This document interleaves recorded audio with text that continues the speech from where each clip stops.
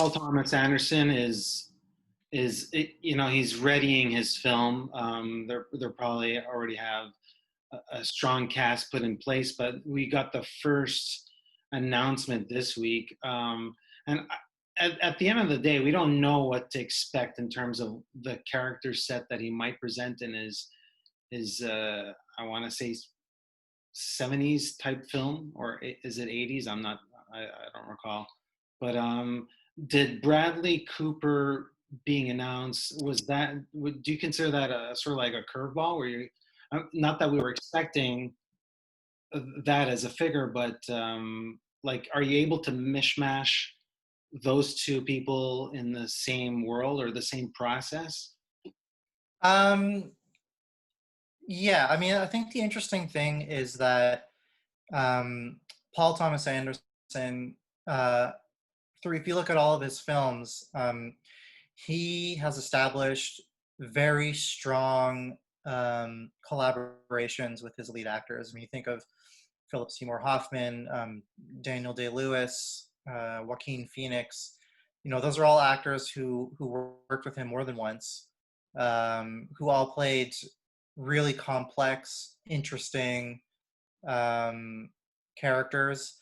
And so what this says to me, at least, is, yeah, Bradley Cooper is a surprise, certainly.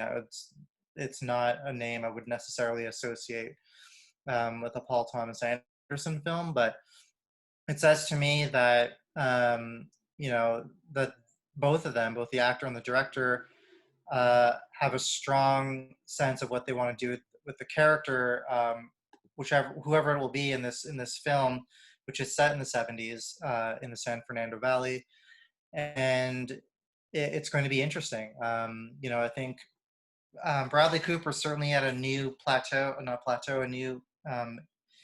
a new area in his career. I mean, after A Star Is Born, he sort of can do whatever he wants. He's making really interesting choices. I mean, he's currently in the midst of making Guillermo del Toro's Nightmare Alley. He has the Bernstein biopic that he'll direct and star in, like, in development, and so this feels like a project for him where he's using his clout to I think challenge himself. I would believe. Mm-hmm. And I think a lot of the worlds that Paul Thomas Anderson creates, they're soaked in a heavy dramatic terrain, but there's also elements that feel dramedy-esque. And I think somebody like Bradley Cooper certainly can, pivot to that. I'm thinking of the O. Russell collaboration, but yeah, I get a sense that he's comfortable with in working in different genres or different tones, and it's not that far of a stretch for him. Yeah, I could see him in 70s garb or yeah, in a very distinctive locale, and not sure where he's from, where he's born or where he spent his time, but yeah, it's an opportunity, surely, to step into another world. And the other curious thing about this casting is, I remember when it was first announced that the project was moving from Focus to MGM, I believe. Mm-hmm. It was originally reported in the trades that the budget was the issue for part of the reason of that move, and then they quickly corrected and said, no, it's not a budget issue. But one of the thoughts that came to mind is, if Paul Thomas Anderson knew that he wanted Bradley Cooper, I wonder if just his fee alone, Focus was like, we can't.